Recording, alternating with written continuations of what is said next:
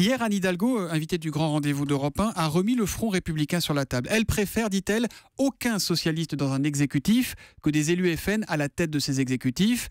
Là où le PS arrivera troisième, derrière le FN et derrière les Républicains, devra-t-il se retirer selon vous? Alors franchement, j'ai beaucoup d'amitié et j'aime beaucoup Anne Hidalgo, mais vraiment, je pense que c'est une erreur d'aborder cette question maintenant.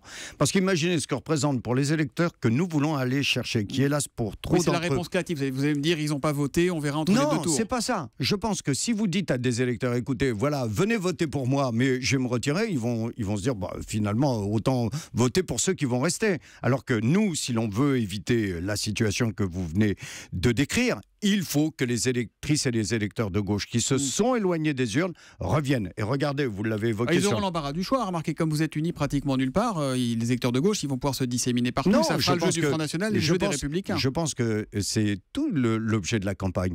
Regardez, vous avez évoqué l'Île-de-France. 2 sondages, les deux, un me met devant, l'autre met la candidate de Sarkozy devant. En gros, on est à égalité. Ouais. Mais tout va dépendre de la mobilisation des électeurs de gauche.